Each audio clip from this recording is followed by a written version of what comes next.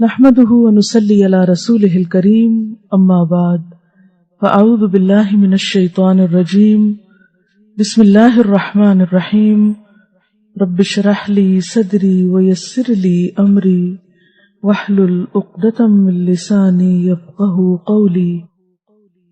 جو ہی نکاح کی بات ہوتی ہے یا نکاح کا ارادہ ہوتا ہے تو اس میں سب سے پہلی چیز رشتے کی تلاش ہوتی ہے کہ نکاح کہاں کیا جائے۔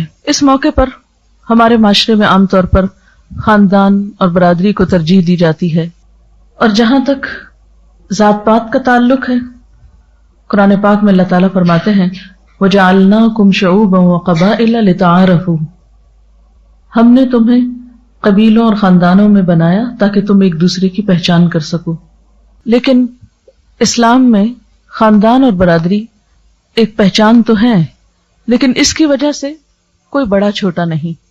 جب سب آدم کی اولاد ہے تو پھر انسان ہونے کے ناطے محض خاندانی فرق سے کوئی بڑا چھوٹا نہیں ہوتا۔ اللہ تعالیٰ کے ہاں اگر کسی کو بڑائی کا مقام حاصل ہے تو وہ انسان کا تقویٰ ہے، اس کا اخلاق ہے۔ رشتہ دیکھنے میں عموماً خاندان کے بعد پھر مال، یعنی حسب نسب کے بعد مال کو ترجیح دی جاتی ہے، یعنی وہ رشتہ جو محض مال کو دیکھ کر قائم کیا جائے اس میں برکت نہیں ہو سکتی۔ نبی صلی اللہ علیہ وسلم نے فرمایا میری امت کا فتنہ مال ہے۔ آپ صلی اللہ علیہ وسلم نے یہ بھی فرمایا کہ عورت سے شادی 4 چیزوں کی بنیاد پر کی جاتی ہے، اس کا حسب نسب، مال، حسن، خاندان، لیکن تم دین والی کو اختیار کرو، یعنی اگر کسی کے اندر دین کی روح ہوگی، خدا کا خوف ہوگا، تو وہ لازمی طور پر دوسروں کے معاملے میں وہی رویہ اختیار کرے گا جو وہ اپنے لیے پسند کرتا ہے۔ پھر اسی طرح ہمارے ہاں حسن و جمال کو بہت اہمیت دی جاتی ہے۔ حسن اپنی جگہ ایک اہمیت ضرور رکھتا ہے، لیکن وہ کبھی بھی دین اور اخلاق اور کردار کے برابر نہیں ہو سکتا۔ اس لیے بہت سی ایسی لڑکیاں صرف اس لیے شادی سے محروم رہ جاتی ہیں کہ ان کے پاس معاشرے کا مطلوبہ معیار حسن نہیں۔ جو چیز انسان کو دنیا میں فائدہ دیتی ہے وہ اس کی سیرت و اخلاق ہے، اور جو چیز اس کو آخرت میں فائدہ دے گی اور پھر ایک خاندان کی تعمیر اور ترقی میں وہ اس کا اخلاق اور کردار ہے۔ اس لیے اگر ان 2 چیزوں میں سے ایک کو چننا پڑے تو اس میں انسان کو پھر دین ہی کو ترجیح دینی چاہیے۔ جس طرح باقی چیزیں فنا ہونے والی ہیں، جیسے مال آنی جانی چیز ہے، اسی طرح انسان کا حسن بھی آنی جانی چیز ہے۔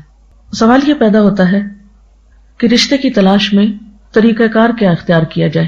کیا وہ جو ہمارے معاشرے میں عام طور پر ہوتا ہے کہ رشتے کی تلاش میں مختلف جگہ پر لڑکیاں دیکھی جاتی ہیں اور پھر ان کی خامیاں اور نقائص اور ناپسندیدہ چیزیں جگہ جگہ بیان کی جاتی ہیں؟ قرآن پاک میں اس چیز کی سختی سے مذمت کی گئی ہے۔ تو بات یہ ہے کہ رشتے کی تلاش میں انسان جو بھی اس کے لیے پاسبل آسان طریقہ ہو اس کے لیے کوشش کر سکتا ہے، دیکھ سکتا ہے، لیکن دیکھنے کے بعد اگر پسند نہ آئے تو اس کو مجلسوں میں بیٹھ کر کرٹیسائز کرنا یا چھوٹی چھوٹی باتوں پہ ناک منہ چڑھانا یہ نہایت ناپسندیدہ چیز ہے۔ بد اخلاقی اور ایمان ان دونوں کا آپس میں کوئی میل اور جوڑ نہیں۔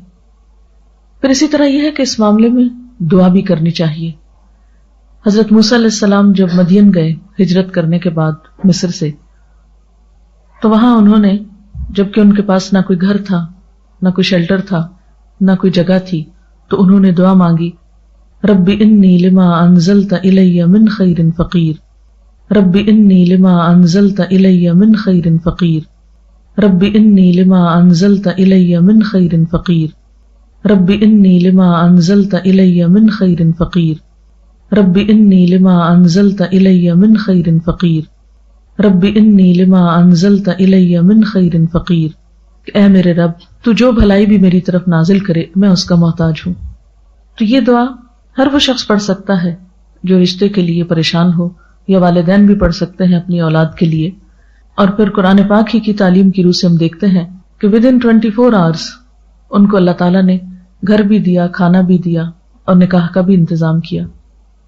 پھر اسی طرح یہ دعا کرنا ربنا هب لنا من ازواجنا وذرياتنا قرة اعین وجعلنا للمتقین اماما، ربنا هب لنا من ازواجنا وذرياتنا قرة اعین واجعلنا للمتقین اماما ربنا هب لنا من ازواجنا وذرياتنا قرة اعین واجعلنا للمتقین اماما ربنا هب لنا من ازواجنا وذرياتنا قرة اعین واجعلنا للمتقین اماما ربنا هب لنا من ازواجنا وذرياتنا قرة اعین واجعلنا للمتقین اماما ربنا هب لنا من ازواجنا وذرياتنا قرة اعین واجعلنا للمتقین اماما. یہ بھی مفید ہو سکتی ہے.